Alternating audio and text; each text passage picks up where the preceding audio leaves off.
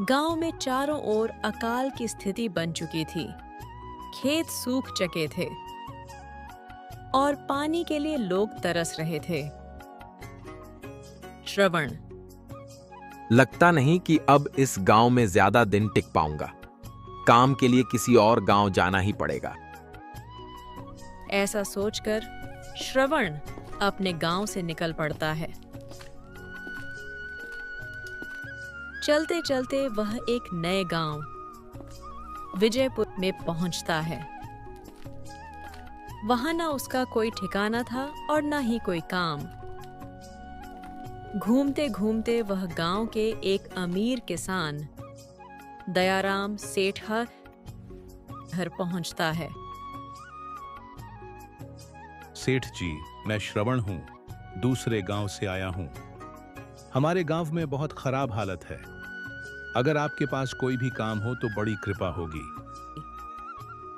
दयाराम सेठ, अरे बेटा, तुम्हारी हालत तो वाकई खराब लग रही है। एक काम है, लेकिन थोड़ा कठिन है। श्रवण, आप मुझे कोई भी काम दीजिए, मैं मेहनत और ईमानदारी से करूंगा। मेरे पास गाय हैं। तुम्हें रोज सुबह शाम उनका गोबर साफ करना होगा, चारा देना होगा, पानी पिलाना होगा। महीने के अंत में 200 रुपए मिलेंगे और 2 वक्त का खाना भी। जी सेठ जी, मैं यह काम करूंगा, लेकिन एक विनती है। क्या मैं आपकी गौशाला में ही रह सकता हूं? गांव में मैं नया हूं, रहने का कोई ठिकाना नहीं है। दयाराम सेठ थोड़ा सोचते हैं, फिर हामी भर देते हैं। ठीक है श्रवण, तुम गौशाला में रह सकते हो।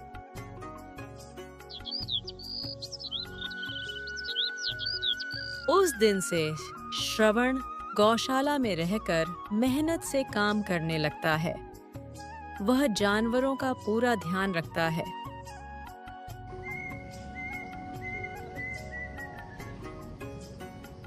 कुछ ही समय में दयाराम सेठवा को उसका काम बहुत पसंद आने लगता है। दयाराम सेठ, श्रवण, तुम्हारे काम से दूध की गुणवत्ता भी बढ़ गई है। अब से तुम्हारी तनख्वाह 400 होगी।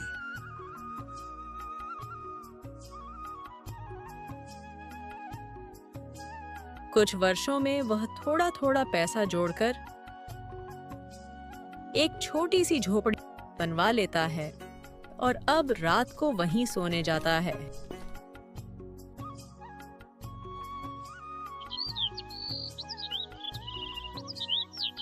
एक दिन वह सेठ से बात करता है। श्रवण, सेठ जी, गांव में चोरी की घटनाएं बढ़ गई हैं। मेरी जमा पूंजी घर में रखी है, लेकिन मैं दिन भर बाहर रहता हूं। डर लगता है कहीं चोरी ना हो जाए। दयाराम सेठ, तुम सही कह रहे हो। गांव में अगर कहीं पैसा सुरक्षित रह सकता है तो वो है रघुपति राय का घर।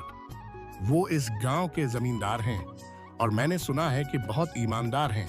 पहरेदार भी हैं उनके पास। श्रवण, अच्छा सेठ जी, फिर मैं आज ही जाकर उनसे बात करता हूं। अगले दिन रघुपति रायन के घर जाता है।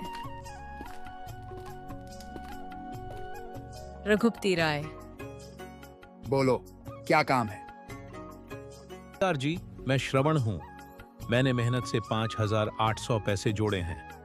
गांव में चोरी का डर है, तो मैं चाहता हूं कि आप मेरे पैसे कुछ समय के लिए रख लें।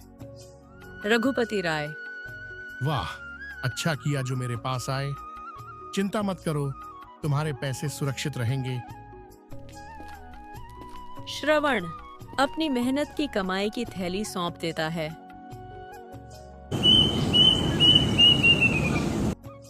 श्रवण धीरे धीरे मेहनत और ईमानदारी से काम करता रहा। सेठ को उसका काम पसंद आता था। वह उसे उसकी तनख्वाह समय से देता था। कुछ साल बाद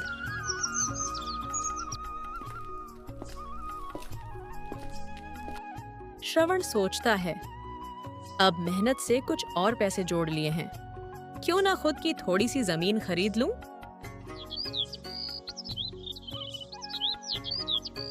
वह रघुपति राय के घर जाकर अपने पैसे मांगता है। मैं अपना पैसा वापस लेने आया हूँ। रघुपति राय, कौन हो तुम? मेरे पास तो सैकड़ों लोग आते हैं। कोई सबूत है तुम्हारे पास?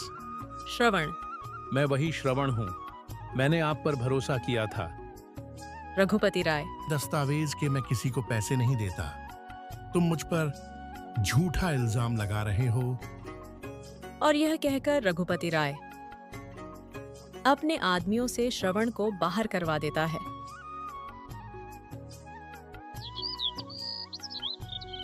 अगले दिन दयाराम सेठ खुद श्रवण के घर आते हैं। दयाराम सेठ, अरे श्रवण, तुम 2 दिन से काम पर नहीं आए, क्या हुआ? श्रवण रोते हुए सारी बात बता देता है। दयाराम सेठ, मुझे माफ कर दो श्रवण, मैंने ही तुम्हें उस रघुपति राय के पास भेजा। अब मैं तुम्हारी मदद करूंगा। दयाराम सेठ एक योजना बनाते हैं। अगला दिन दयाराम सेठ एक सूटकेस में 50,000 रुपए भरकर रघुपति राय के घर जाते हैं। दयाराम सेठ, जमींदार जी, मैं बाहर व्यापार करने जा रहा हूँ। आप पर भरोसा है। ये पैसे कुछ महीनों के लिए संभाल कर रख लीजिए। रघुपति राय, अरे वाह सेठ जी, ये तो मेरा सौभाग्य है। बिल्कुल सुरक्षित रहेंगे। तभी पीछे से श्रवण प्रवेश करता है। रघुपति राय चकित होकर, अरे श्रवण, मैं तो तुम्हें पहचान ही नहीं पाया। हाँ, तुम्हारे पैसे याद आ गए, अभी देता हूँ। डर के मारे रघुपति राय तुरंत 58,000 रुपए लौटा देता है और माफी भी मांगता है।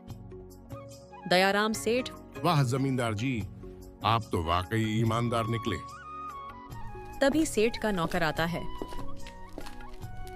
मालिक, बाहर से व्यापारी खुद गांव आ रहे हैं। अब बाहर जाने की जरूरत नहीं। दयाराम सेठ, तो अब मुझे पैसे रखने की भी जरूरत नहीं रही। सेठ पैसे लेकर चले जाते हैं। श्रवण, आपका बहुत बहुत धन्यवाद सेठ जी। अगर आप ना होते तो मेरी जिंदगी भर की मेहनत मिट्टी में मिल जाती। दयाराम सेठ, बेटा, मेहनत और ईमानदारी का फल जरूर मिलता है, और जो दूसरों की कमाई हड़पते हैं उनका अंत हमेशा बुरा होता है। नैतिक संदेश: भरोसा सोच समझकर करना चाहिए। श्रवण ने ईमानदारी से कमाए पैसे गलत व्यक्ति को सौंप दिए, जिससे उसे नुकसान उठाना पड़ा। इसलिए भरोसा हमेशा सही इंसान पर करना चाहिए। अगर आप भी अपनी माँ से सच्चा प्यार करते हैं तो इस वीडियो को लाइक करें और हमारे चैनल को सब्सक्राइब करना ना भूलें।